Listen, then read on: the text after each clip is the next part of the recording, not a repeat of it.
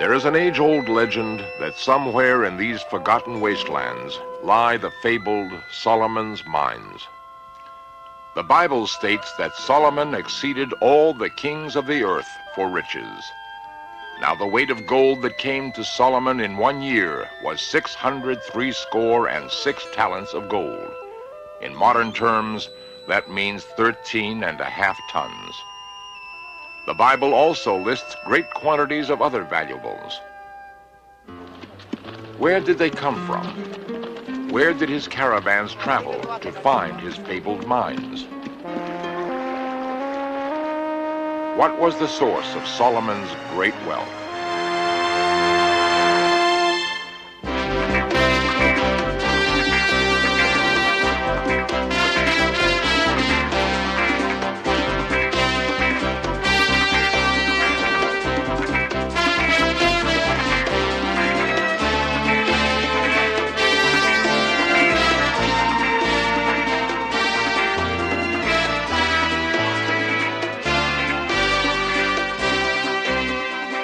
This series presents information based in part on theory and conjecture.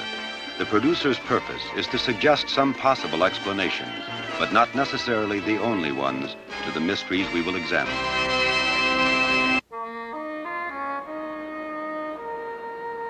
For centuries, the Israelites had been nomads.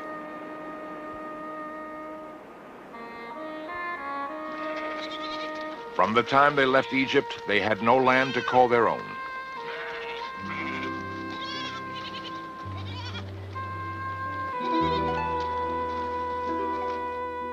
King David, according to the Bible, brought them a dream, a city of their own, Jerusalem. Having at last won his kingdom, David felt his own hands were too stained with blood to be the builder of God's house.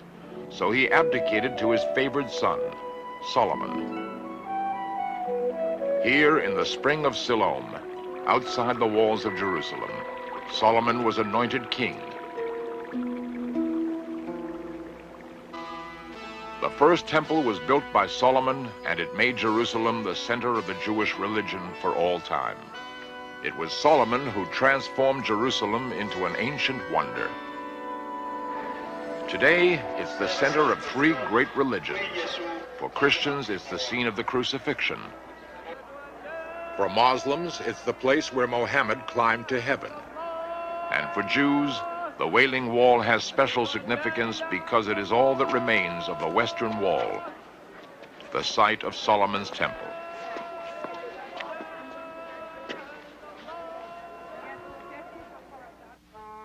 Solomon had to secure and develop the territories David had won. It was the largest land empire in the Near East. By defeating the Philistines, the Israelites created a kingdom which stretched from Beersheba in the south to Dan in the north. Caravan trails crossed the kingdom from north to south and east to west.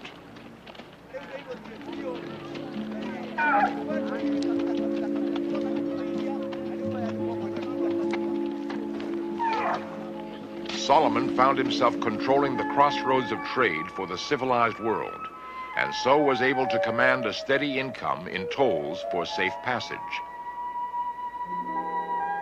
Solomon built 6 mighty fortresses which secured the main trade routes of the Middle East.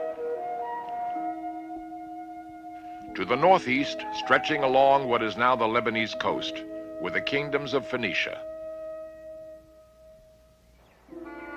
The Phoenicians had great resources of timber and metal, and skill in working them. What they lacked were agricultural products. To compensate, the Phoenicians turned to trade. Solomon had an abundance of grain. The Phoenicians were a great maritime power. Their alliance with Solomon would make him the richest merchant prince in the world. In exchange for grain, Phoenicians sailed the oceans and traveled to the limits of the known world and beyond, seeking trade goods. Solomon's harbors assumed a new importance. They would become bases for a Phoenician sea trade and provide homes for Phoenician skills and technology. He sent 10,000 men to cut the cedars of Lebanon, timber for his great building projects and for his new shipyards. And even today, the remains of slipways still run down to the sea.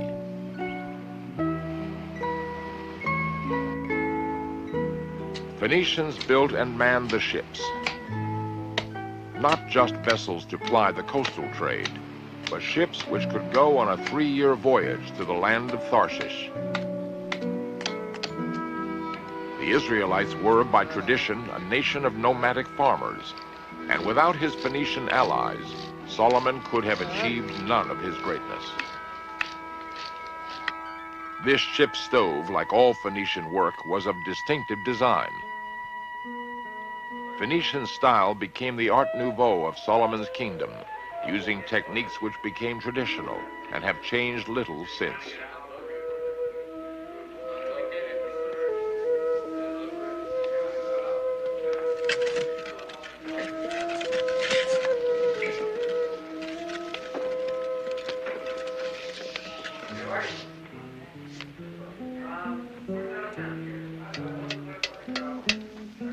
Metalworking, too, was virtually a Phoenician monopoly.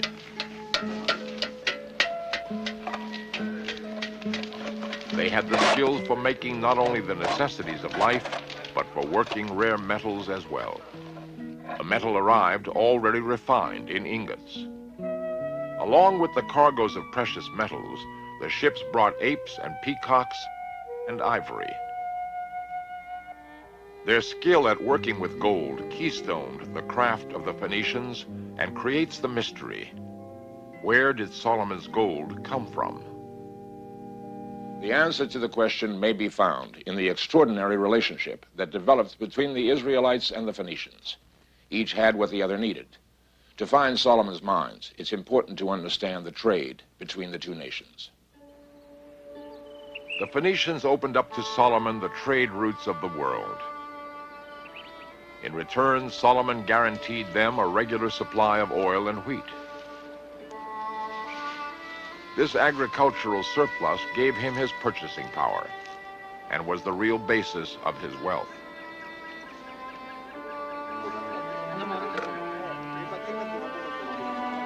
A sledge with stones bedded in its bottom is still used for threshing on remote Bedouin farms. The wheat is spread on the threshing floor, and the continual circulation of the sledge gradually separates the grain. It is a timeless method common throughout the Near East, and is probably not so different to methods in use at the time of Solomon.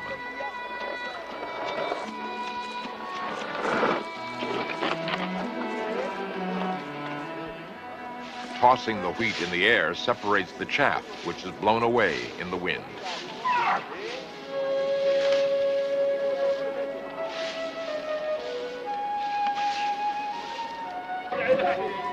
It is then winnowed before being ground in a stone quern. The grain is poured into the center of the quern and emerges as flour for the baker.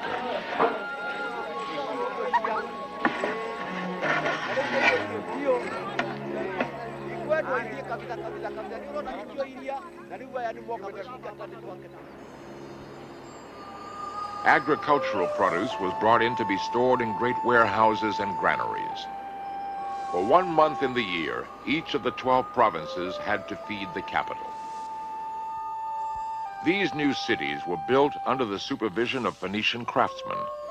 Theirs were the skills which crafted the masonry, walls, and staircases, cutting the stone into accurate geometric blocks. This doorway, with its decorated capitals, is typical of Solomon's style of architecture. Their greatest work, however, was the building of Solomon's New Jerusalem, where the workmen were personally supervised by the Phoenician king. The stone was quarried locally, and the city was transformed from a small fortress town into one of the wonders of the ancient world. Deep under the present city lie the remains of Solomon's buildings. Solomon's palace once stood here, and the walled-up arches of the Golden Gate are on the site of the entrance to the temple. The layout was similar to a much smaller temple found at Arad, near the Dead Sea. At one end was the Holy of Holies, and in the center of Jerusalem was the sacrificial altar. Quoted from the Bible, 3 times in a year did Solomon offer burnt offerings and peace offerings upon the altar which he built unto the Lord. Solomon's temple was furnished in gold, and gold leaf decorated the richly carved cedar paneling.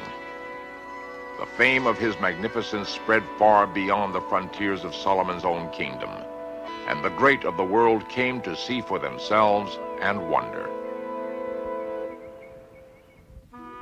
Ezekiel refers to silver, iron, tin, and lead coming from Tarshish. These metals with gold could come from Spain.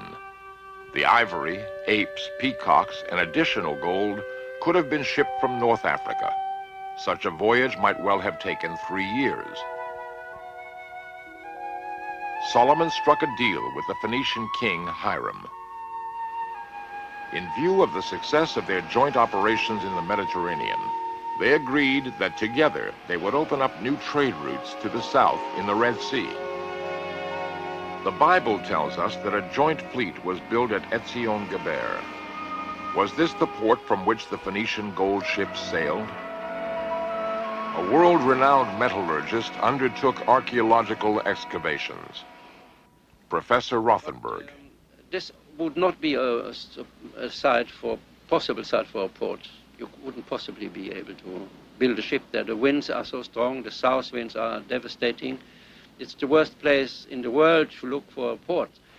The only site I can see is a small island called Jesirat Pharaon, the Coral Island, south of Eilat, which has a natural port, a beautiful anchorage. Even in the biggest storm, it will be quiet in that small bay. It's the only natural port, and I'm sure this is the site. Here, excavations unearthed warehouses and workshops.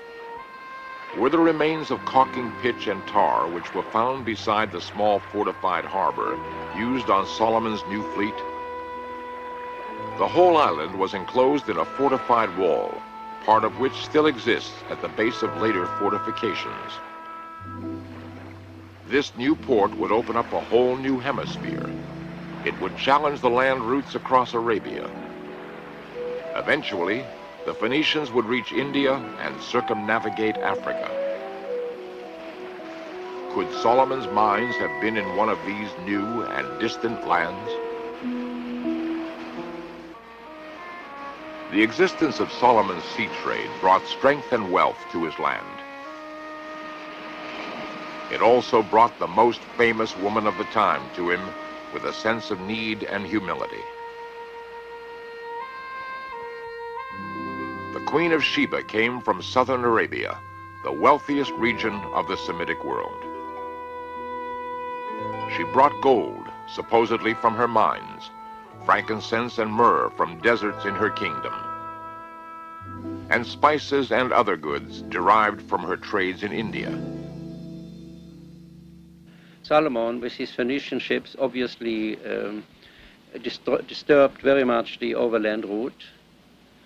And as they were after the same raw materials and after the same trading partners, the obvious thing to do was to make a common enterprise. And so the lady came up to talk to the king, and he was clever enough, in this case, to say, okay, let's do it together. She had arrived with a great train of camels.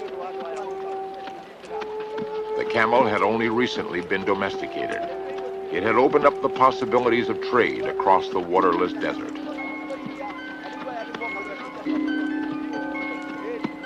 So it seems they concluded their trade treaty.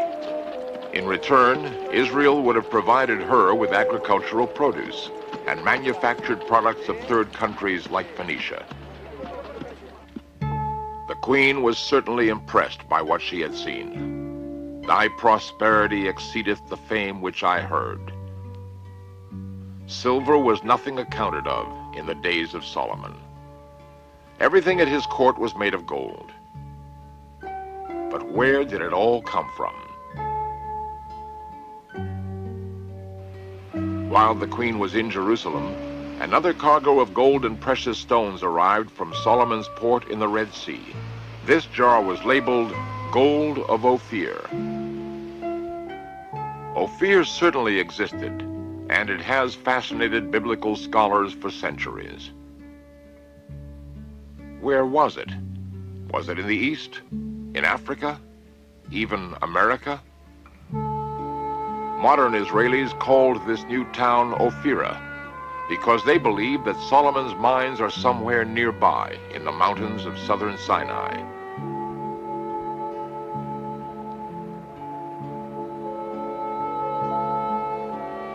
The landscape is littered with the debris of recent war, but there is no trace of Solomon's mine.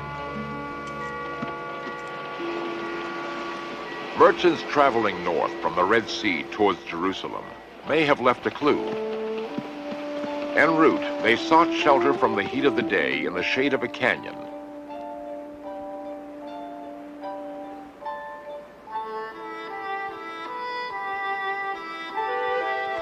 As they whiled away the hours, they sometimes carved their names on the rocks.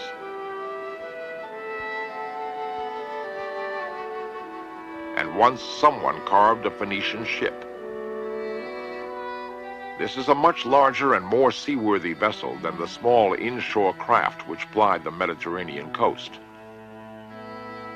These could have been the ships that sailed the Arabian coast in search of gold. From the size and number of amphora jars they carried, we conclude that these ships were large and strong enough to sustain long voyages. The Red Sea is full of coral reefs and sudden winds. It is a graveyard of ships. And even today, the local fishermen cast their nets in the shallows rather than venture upon the waters. To avoid the monsoons, the ships would have to leave in July and return in December. So, exactly where did these ships travel? Where was Ophir? What actually is hidden in the deserts of Arabia? We have now geological reports mentioning hundreds of mines, gold, silver, and copper, along the western side of Arabia, where a lot of ancient remains have been found, traces of metal making. And I think we should consider this as one of the major centers of early metallurgy in the Near East or in the ancient world, which so far had not been recognized. So with increased knowledge, our ideas change. In the desolate mountains of the Sinai lie the great mines of Timnah. For decades, they have been called Solomon's mines. But are they? The possibility of locating the mines long excited archaeologists. Timnah was untouched. All we had to do is to kind of dust it. Very shallow excavations, and here you had complete factories standing with all the remains, working tools, the pottery and the furnaces. So it's a unique site in the world. The earliest mining operations we have are from the 4th millennium BC, the very beginning of copper making, the end of the Stone Age. Then again we have the large workings, thousands of mine shafts, actually date to the time of the New Kingdom of Egypt, roughly the time of the Exodus. In this small temple, the Egyptian landlords and their Midianite workers worshipped the goddess Hathor. The artifacts found by Rothenberg were made by Midianites from Arabia, famed for their skill in metal making. They were made over a period of about 150 years. Then, quite suddenly, mining stopped. I think it was abandoned mainly because the energy problem became too complicated. They had chopped down all the trees. They must have carried charcoal from great distances. But we should, of course, take in consideration that in the middle of the 12th century, the Egyptian empire collapsed. The Egyptians retreated into Egypt, left the Asian provinces. We have not found any remains whatsoever that could be collected to Israel. There are no traces whatsoever of King Solomon or any other Israelite king in the area. The mines were mined out already long before and have never been worked since.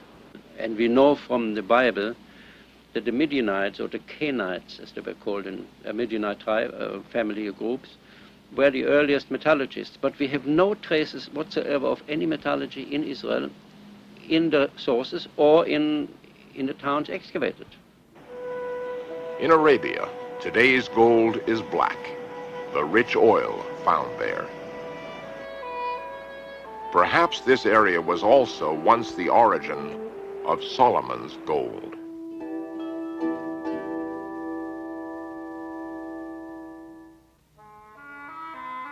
Did Solomon ever have his own mines, or did he simply trade with people that did?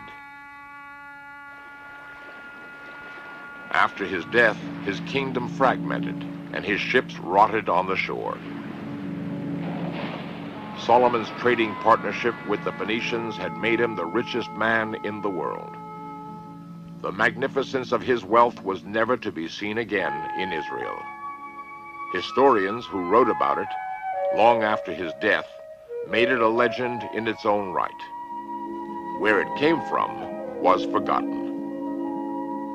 All that was left was a memory of untarnished glory. The sun had set on the greatest maritime adventure of the ancient world.